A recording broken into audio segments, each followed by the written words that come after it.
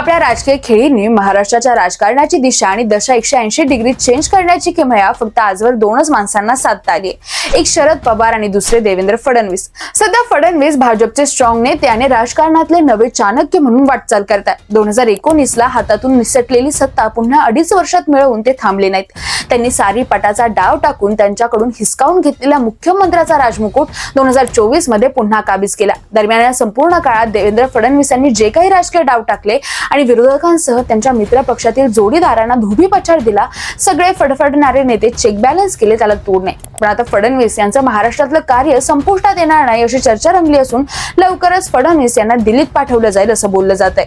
आता भाजपला फडणवीसांसारख्या शार्प नेत्याची दिल्लीत आणि देशाच्या राजकारणात गरज असल्याचं सांगितलं जात आहे। त्यामुळे महाराष्ट्र भाजप दुसऱ्या फडणवीसांच्या शोधात आहे असा नेता जो शरद पवार आणि ठाकरे गटांना टक्कर देऊ शकेल।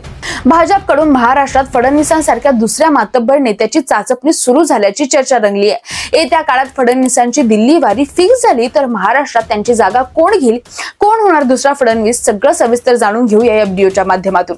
नमस्कार, मी काजल आणि तुम्ही बघताय मराठी मंडळी। 2014 साली देवेंद्र फडणवीस पहिल्यांदा मुख्यमंत्री झाले तेव्हा कोणालाही भाजप अशा पद्धतीने नेतृत्वात बदल करेल असं वाटलं नव्हतं, कारण तोवर देवेंद्र फडणवीस यांनी राज्यात इतकी चर्चाच नव्हती। गोपीनाथ मुंडे हे भाजपच्या महाराष्ट्रातील सगळ्यात मोठा चेहरा होते। त्यांच्या अकाली निधनानंतर त्यांच्या कन्या पंकजा मुंडे मुख्यमंत्री होतील अशी चर्चा रंगलेली असतानाच अचानक भाजपकडून देवेंद्र फडणवीस यांनी मुख्यमंत्री पदाची शपथ घेतली आणि तिथून सुरू झालं फडणवीसांच्या राजकीय डावपेचांचं सत्र। अशी 2-4 नावं आता महाराष्ट्रात फडणवीसांना रिप्लेस करण्यासाठी समोर येणार आहेत अशी चर्चा आहे। पुणे, नागपूर आणि मुंबईची नावं असू शकतात। कोणती नावं पुढे सांगते।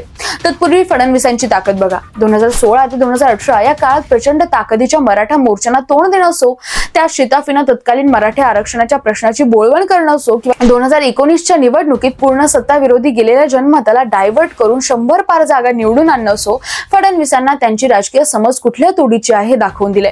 तेव्हा त्यांच्या नेतृत्वाची दखल खुद्द शरद पवारांनी सुद्धा घेतली होती। बरं, इतकंच नाही, जेव्हा 3 पक्षांनी एकत्र येऊन महाराष्ट्रात सत्ता स्थापन केली आणि त्यांना पहाटेच्या शपथविधीचं गिल्ट दिलं, त्या परिस्थितीत सुद्धा लोकांच्या टीकेला त्यांनी ज्या राजकीय खिलाडी वृत्तीने घेतलं तेव्हा त्यांची दखल भाजपच्या केंद्रीय नेतृत्वाने घेतली। पुढे विरोधी पक्षनेते असताना त्यांनी सत्ताधाऱ्यांना विधानसभेत सळो की पळो करून सोडलं आणि त्याच काळात त्यांनी आखली महाराष्ट्राच्या सत्ता बदलाची स्क्रिप्ट। जितक्या सहजपणे त्यांच्याकडून सत्ता काढून घेण्यात आली त्यापेक्षा जोरदार राजकीय डाव टाकून त्यांनी ती सत्ता परत मिळवली। 2024 ला तर लोकसभेतलं अपयश पासून त्यांनी लाडकी बहीण असेल, धनगर आरक्षण असेल किंवा अजून शेतकरी कर्जमाफीच्या घोषणा असतील, या गेमा खेळून पुन्हा फक्त सत्ता काबीज केली नाही तर महाराष्ट्रात भाजपच्या 135 जागा सुद्धा निवडून आणल्या।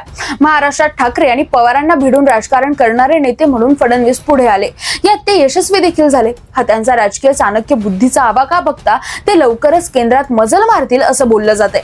पण देवेंद्र फडणवीस केंद्रात गेले तर महाराष्ट्रात दुसरे फडणवीस कोण असा सवाल भाजप पुढे आहे। तावडे, बावनकुळे, मुंडे, महाजन ही नावं चर्चेत आहेत। त्यांना का संधी दिली जाऊ शकते ते देखील बघूयात। मात्र भाजपची नेहमी एक स्ट्रॅटेजी राहिली आहे, ज्यांची चर्चा नाही त्यांना समोर आणलं जातं। जसं 2014 साली देवेंद्र फडणवीस यांना समोर आणलं गेलं। त्याच धर्तीवर मोहोळ, जोशी, तपकीर, तिवारी, कुलकर्णी या आडनावाचा एखादा नेता अचानक समोर आला तर आश्चर्य वाटायला नको। सध्या चर्चेत आहेत त्यापैकी काही नावं म्हणजे विनोद तावडे, चंद्रशेखर बावनकुळे, पंकजा मुंडे आणि गिरीश महाजन यांसारख्या नेत्यांचा विचार केला जाऊ शकतो असंही काही राजकीय अभ्यासकांना वाटतं। त्यापैकी विनोद तावडे यांच्याबद्दल बोलायचं झालं तर 2019 मध्ये त्यांचं विधानसभेचं तिकीट कापल्यानंतर तावडेंनी दिल्लीकडे आपला मोर्चा वळवला आणि तिथल्या केंद्रीय नेतृत्वाची मर्जी संपादन केली। त्यानंतर झालेली लोकसभा निवडणूक असो की झारखंड, मध्य प्रदेशची विधानसभा निवडणूक असो, विनोद तावडे तिथले मुख्य सूत्रधार म्हणून काम करत होते। अत्यंत सायलेंट किलर पद्धतीने जी किमया फडणवीसांनी महाराष्ट्रात साधली तेच काम झारखंड एमपी आणि लोकसभेवेळी विनोद तावडे यांनी साध्य करून दाखवलं। परिणामी विनोद तावडे अमित शाह यांच्या गोटातले सगळ्यात विश्वासू नेते म्हणून तयार झाले। इतके की महाराष्ट्रात आता भाजपचं पुढचं पाऊल काय असलं पाहिजे याची चर्चा आधी शहा विनोद तावडे यांच्याशी करतात आणि मग स्थानिक नेतृत्वाला तशी दिशा देतात असं बोललं जातंय। विनोद तावडे यांनी सायलेंटली फडणवीस विरोधी लोकांची फळी तयार करून महाराष्ट्रात आपला जम पुन्हा बसवलाय असं बोललं जातंय।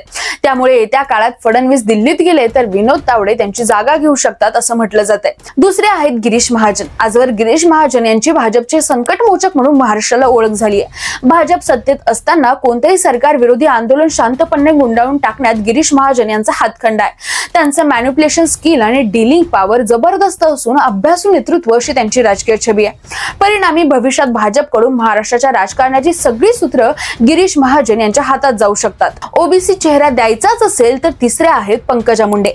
गोपीनाथ मुंडे यांचा राजकीय वारसा, ओबीसी समाजावर असलेली त्यांची पकड आणि मराठा भागात असलेला राजकीय प्रभाव यामुळे पंकजा मुंडे सुद्धा येत्या काळात महाराष्ट्राच्या राजकारणाचा चेहरा होऊ शकतात। विशेष म्हणजे भाजपचा डीएनए ओबीसीचा आहे असं म्हणणाऱ्या भाजपला पंकजा मुंडे यांचा पर्याय तुलनेने प्रभावी ठरू शकतो। मात्र त्या फडणवीस विरोधी गटात गणल्या जातात, त्यामुळे त्यांच्या नावावर शिक्कामोर्तब होईपर्यंत गॅरंटी देता येणार नाही। चौथे आणि शेवटचे आहेत चंद्रशेखर बावनकुळे। भाजपचे प्रदेशाध्यक्ष राहिलेले बावनकुळे यांनी पार पडलेल्या विधानसभेला प्रत्येक मतदारसंघात ग्राउंड लेव्हलला लावलेली फिल्डिंग कामी आली।